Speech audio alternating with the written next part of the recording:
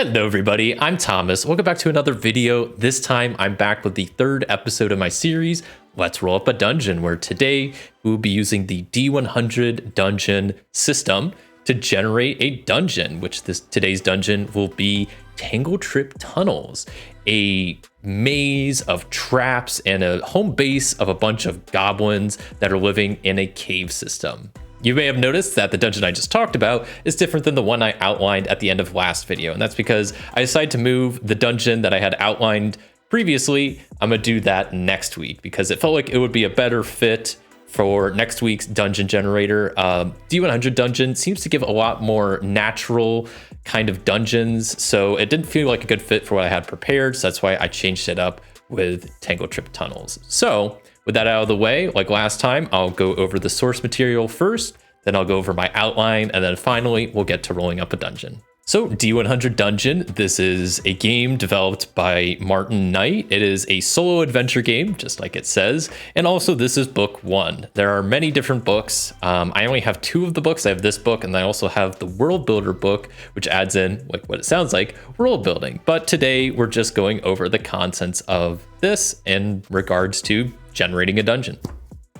So as far as dungeon generation goes, as far as actually mapping out the dungeon, there's just this one page, which is a big old D100 table of different areas for a dungeon that you can map out, kind of different sections for the dungeon, whatever you want to call it. So there's a mix of rooms and corridors, and you can see here that they're kind of labeled either yellow for nothing, red for roll encounter, green for if it's a geographic, or blue if it's an objective based room. I'm not really going to be worrying about the colors as much. I'll probably just be kind of filling it in with what I feel works the best, but you can see here that there's quite a wide variety of different room shapes and whatnot, and hopefully you can kind of see now how a lot of these shapes and whatnot will lead to a lot more natural dungeons, so it felt like just a better fit for something like a cave, which is what we'll be doing here today.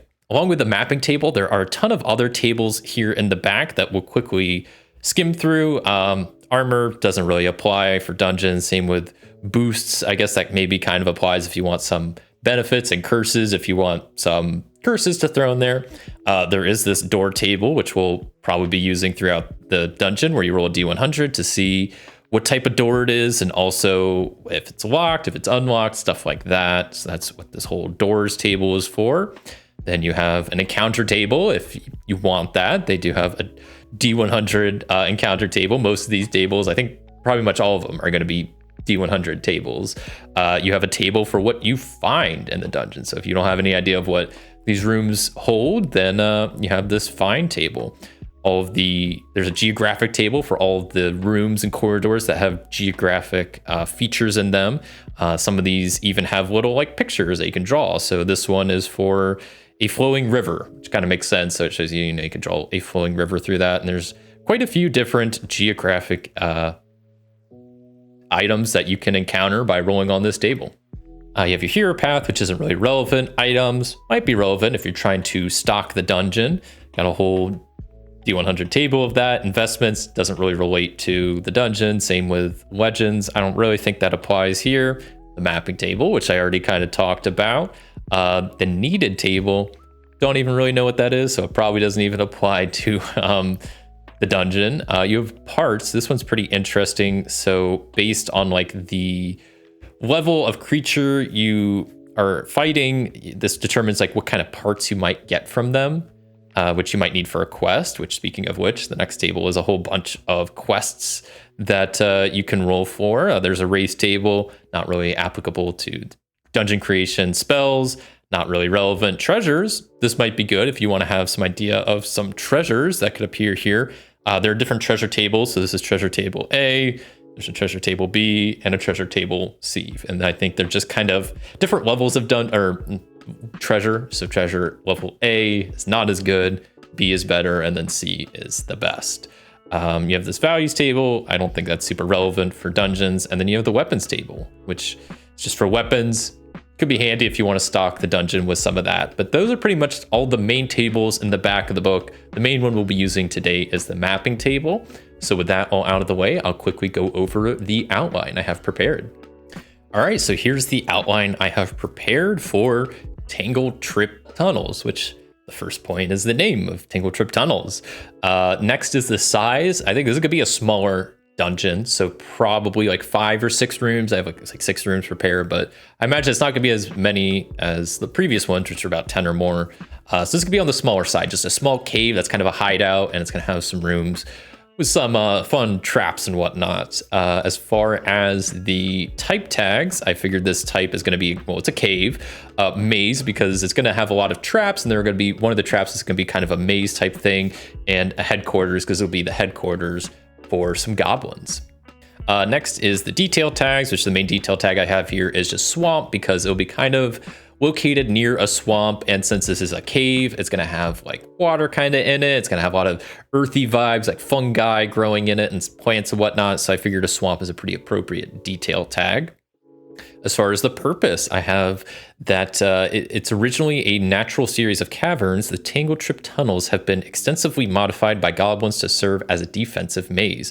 The labyrinth layout and numerous traps make it difficult for intruders to navigate, ensuring that the goblins' inhabitants have a safe haven and a secure storage for their ill-gotten treasures. As far as the history behind this cave, I have that the Tangletrip Tunnels were discovered by a goblin scout named Snicktrip, who immediately recognized their defensive potential. Under his leadership, the goblins of his clan transformed the caverns into a formidable maze it is today. As years have passed, tales of Snicktrip's Tangletrip Tunnels spread, and now goblins from various tribes seek to learn its secrets and defenses.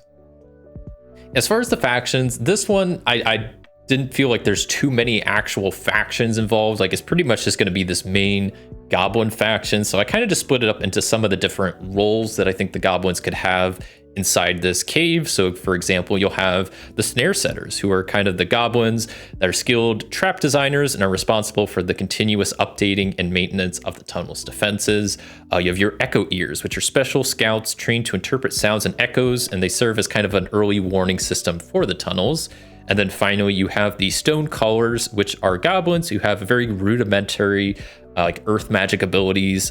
They can slightly alter and reshape the cavern's layout, causing walls to shift or the ground to tremble. So as far as enemies and creatures, well, first you have Snicktrip the Sly, the cunning leader of the goblins in Tangletrip Tunnels. Snicktrip is a formidable strategist and fighter armed with a unique trap-launching crossbow, which I think would be pretty interesting. Then you have the Goblin Snare Master, an expert in traps. They lurk in the shadows, ready to activate concealed mechanisms against intruders. Then you have the Echo Ear Scouts, quick and stealthy. They alert the rest of the goblins to intruders and can use their blow darts or slingshots from hidden spots. And finally, you have the Shadow Shifter Illusionists. These goblins can cast illusions of treacherous paths or fake walls, luring adventurers into traps or ambushes. Next, for a couple quest hooks I have for this dungeon, the first quest being called Stolen Relic. It says a sacred artifact has been stolen from a local temple, and the culprits have been traced back to the Tangletrip Tunnels. The adventurers must retrieve it before it's used for nefarious purposes. Next quest is called Mineral Medicine, and it says a rare mineral known for its potent healing properties is believed to be found deep within Tangletrip Tunnels. A local healer needs it to cure a mysterious ailment plunging the town. And then finally, this last quest, which could be kind of related to the previous one, is Fungal Plague, a viral fungus native to the Tangletrip Tunnels, has begun spreading to the surface. The adventurers must find the source and halt its growth. So those are some quest hooks for this dungeon. Then finally, on the back of here, just some extra environmental tags and whatnot. So I have condition and lighting, being it's a natural cave, so it's gonna be pretty natural, it's gonna be pretty cavernous and dimly lit. It's not gonna be very well lit, just some maybe torches on the side and maybe some like glowing plants or something like that. Then as for sounds you'll hear, probably just some dripping / running water since you're in a cave. Goblin voices you'll probably hear throughout the cave, and also just the scurrying of creatures. As far as smells, probably just smelling like damp earth, mold, and fungi. You know, natural cave smells and whatnot. And then finally, the temperature, I think is gonna be pretty chilly in this cave. It's gonna be dark, water, it's gonna be damp, and it's gonna be probably just pretty cold all around. So finally, I have a couple of rooms prepared. So first we have Tangletrip Snare. It's the entrance chamber littered with concealed pit traps, falling nets, and swinging log traps set to capture or repel intruders. Next you have Blind Bends, a series of tight, winding passages with numerous false ends and concealed goblin hideouts, perfect for ambushes. Next, we have the Trapmaster's Trove, a chamber filled with tools, ropes, and devices. This is where the goblins craft and repair their array of traps. Next, we have the Glimmering Gorge, a chasm illuminated by bioluminescent fungi. Rickety bridges and unstable platforms require careful navigation.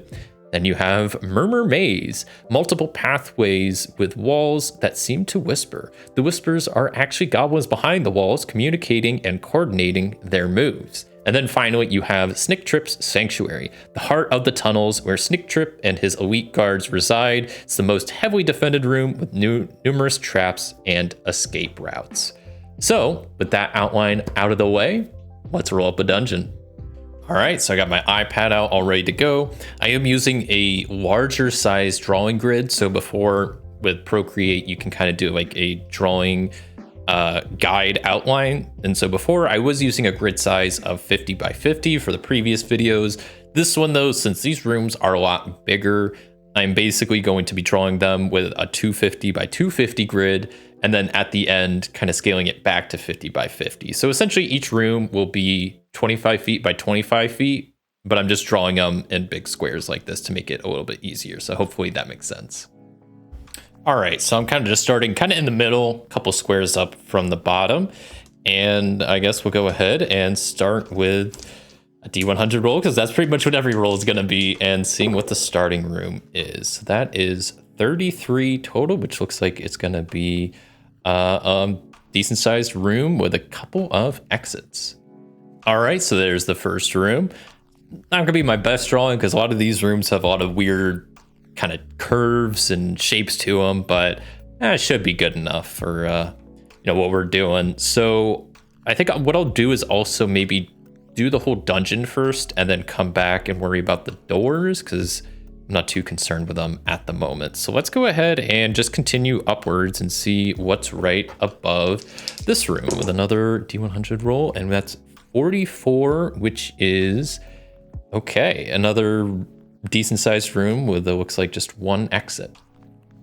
All right, well, I take that back. It actually has two exits. I didn't really realize till I started drawing it. So we'll go with this one to the left, and I'll kind of move the map around so it's a little bit easier for me to draw, and we'll see what's going on over there. That is 72 total, which looks like that's going to be a decent sized room with 3 exits.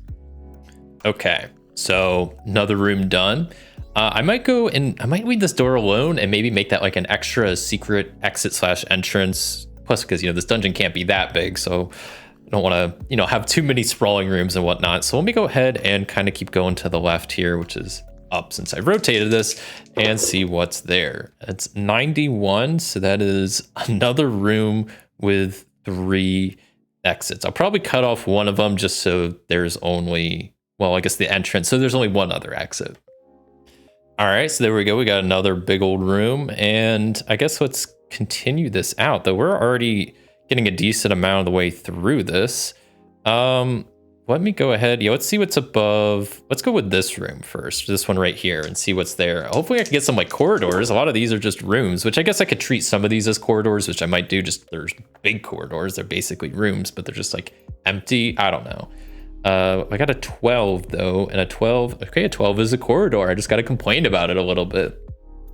All right, so we got kind of a winding corridor there. So let's go ahead and see what's right above it. So that's going to be a 77 total, which is a big old room with an entrance going to the left, or an exit going to the left. All right, so there's the new room. I guess I'll kind of continue down this way a little bit, but we're already getting pretty close to as big as I want this little cave base. So I'll have to start wrapping it up, maybe connect some of this stuff around with some different passages or something. I don't know. 90 is going to lead into a big old room with 2 exits. Okay. Okay, well, there's the new room. I'm gonna have to start wrapping this dungeon up here soon. So let me go ahead and roll another thing, but I might have to kind of connect stuff off or connect stuff around. Okay, so this leads into a big old room that does have 2 exits. I think I might just leave it with no exits, but I'll still draw it. Okay, so there's that room. Yeah, there were supposed to be 2 exits there, but this dungeon's gonna get way too big too fast, so I'm gonna have to start ending it. I might leave that kind of as is. Maybe that could be like a trapdoor or something. And then let's see what's over here. Hopefully it's not just a passage at this point, because I actually do want another room. 57, yes, that is another room with 1 exit, which I think I will keep that one. All right, so there's that room done. I don't think I'm gonna do anything with that exit. So this is a quick peek at what we're sitting at right now. We have technically 1, 2, 3, 4, 5, 6, 7. We already have 8 rooms. I only want to have like 6. So I think the only things I still need to deal with is this door here and this over here. Okay, so I think here's what I'll do. I think I'm going to keep this door as a secret like entrance / exit, or like an alternative entrance / exit. I'll probably get rid of this little gap here, and then I'm gonna make this door also probably either a secret entrance or like a locked door or something that will wrap around and lead to back here through a number of corridors. So let me go ahead and close that off and make some passages over here.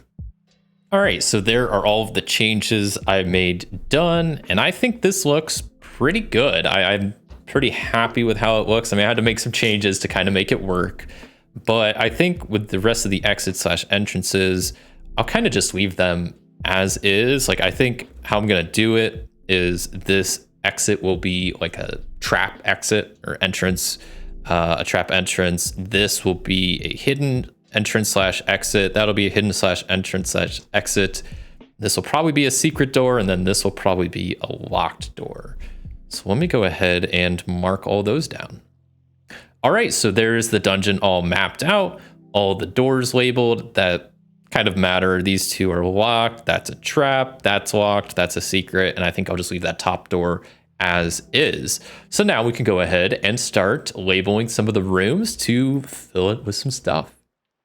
So first is Tangletrip's Snare, which is kind of the entrance, though I think I'm going to leave this first room as a real like cave entrance and then make this room here Tangletrip's Snare. That's like the actual first dungeon room. Even though this first room is going to have a trapdoor, this will kind of be its like own entrance, but this is like the entrance of the dungeon proper. This is more like the cave entrance. So then I think it makes the most sense for blind bends. I think that will work pretty good in this area, and maybe that can even, extend to this corridor. If that's how you wanted to do that. For the Trap Master's Trove, I think that makes the most sense probably over there. Maybe it would make more sense back here, but I think this probably works. For the Glimmer Gorge, I kind of like that being this off to the side area over there that has the chasm with all the bioluminescent fungi and whatnot. Next we have Murmur Maze, which I think will probably go maybe up here right before the sanctuary, which we'll put, I think, in that back room. That's why I kind of liked having this like secret back entrance that goes from the Trapmaster's Trove to over here. And then I'll probably put some duplicate here. I mislabeled this room. I meant to mark this as a 5 for the Murmur Maze. And then as far as what to put here, maybe I'll actually undo that. I will put the Murmur Maze right on the other side of the blind bends, and then maybe I'll switch stuff up a little bit. I'll actually put the Trapmaster's Trove back here, right next to the sanctuary and also the exit. And then I'll change this Trapmaster's Trove to another one of the Glimmer Gorge. And I think with that, this dungeon is looking pretty done. So before I do a final walkthrough, I'll go ahead and switch the grid back down to 50 pixels. So now it's a little bit more to scale, hopefully. So yeah, that'll make each of the rooms roughly 5 by 5 squares, which if you're using 5 squares for 5 feet, that'll make each room about 25 feet, which I think works pretty good for the scaling. So let's do a final dungeon walkthrough. So you have the cave entrance here, which isn't really part of the dungeon, but it's pretty much part of it. And there is a trapdoor right off to the left, so you're already going to be engaging in some traps right off the bat. Then you have a locked door in the way leading into room number 1, which is Tangletrip Snare. This is the entrance chamber littered with concealed pit traps, falling nets, and swinging log traps set to capture or repel intruders. If you go off to the left, you'll hit one of the Glimmer Gorges, a chasm illuminated by bioluminescent fungi. There's rickety bridges and unstable platforms that require careful navigation. So that's there. On the other side of that is a secret passage that loops all the way around to the back of the dungeon. But we'll get to that in a second. If you go to the right of Tangletrip Snare, you'll hit room number 2, which is the Blind Bends, a series of tight winding passages with numerous false ends and concealed goblin hideouts, perfect for ambushes. Off to the right, you have another one of the Glimmer Gorges. You continue up this corridor, which will probably be kind of a continuation of the Blind Bends, and also leading into area 5, which is the Murmur Maze. So this whole area is kind of a huge maze area. Murmur Maze has multiple pathways with walls that seem to whisper. The whispers are actually goblins behind the walls communicating and coordinating their moves. To the left of Murmur Maze, you have room number 3, which is the Trapmaster's Trove, a chamber filled with tools, ropes, and devices. This is where the goblins craft and repair their array of traps.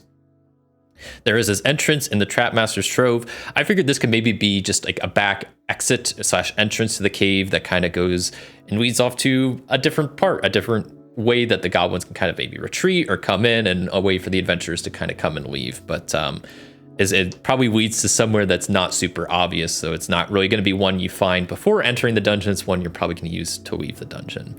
And then finally, you have Tangletrip's Sanctuary, the heart of the tunnels where Tangletrip and his elite guards reside. It's the most heavily defended room with numerous traps and escape routes. It's also the room that's going to probably have the most loot and treasure. This is probably where their treasure trove is and where most of their valuables are kind of in the sanctuary of the dungeon. But with that walkthrough done, I think that is going to do it for I completely forgot the name of the dungeon, the Tangletrip Tunnels. So overall, I mean, I think D100 Dungeon, it has a really nice mapping system. You know, it has very interesting rooms and corridors. Like I said, this feels like it's a lot more appropriate for what I did, which is like a cave. It didn't feel as right for doing like, you know, a building, like a structure, like a temple or something. It could still probably work, but the formations and whatnot, it gives you feel like a lot more like natural and whatnot. But I really like it. I kind of had to make some modifications along the way, or else this dungeon was just going to keep going and going. And I also just, you know, added this extra passage over here just to have a little bit of a looping way and like a secret passage for them to get to their sanctuary. But overall, I mean, I think this will be a really interesting dungeon. All right, so before I wrap up here today, I'll quickly tease out what's coming for the video next week. I was originally planning on using the Ironsworn Delve system to map out a dungeon, but I realized as I started looking through the PDF, there really isn't that much for actually mapping out the dungeon. There isn't like really any like room widths or corridors or anything like this, which is kind of the main intent of the series, is kind of mapping it out. That's why I come in with my outline, so I can kind of fill in the gaps of whatever the sources don't have. So I am going to pass on using Ironsworn Delve for now. I don't think I might use bits and pieces of it in the future, but I don't think I'll be able to do a full episode on it. So instead, I will be using an RPG that someone actually recommended, I believe on my overview video, or maybe it was on the first video of the series, which is OSRIC, which stands for Old School Reference and Index Compilation. So from what I understand, this is kind of a rework of the Dungeons and Dragons First Edition, or Advanced Dungeons and Dragons First Edition Dungeon Master Guide, I believe. But I looked through it, it's free, and it looks like it has a really good dungeon generation with room widths and room sizes, starting areas, and stuff like that. So I think it worked great for what I need. So I plan on giving that a shot next week. And for the dungeon, I will be trying to actually make the Gloomwood Bastion dungeon that I kind of previously talked about. That's going to be this jungle temple, kind of very nature focused. It has a history of kind of built for druids, and then it got kind of corrupted by a druid. So there's going to be lots of nature magic, lots of plants, stuff like that. So I think it'll be a really interesting dungeon. So that's what's upcoming next week. Thank you so much for watching. If you enjoyed this video, a like would be greatly appreciated. And until next time, I'll see you.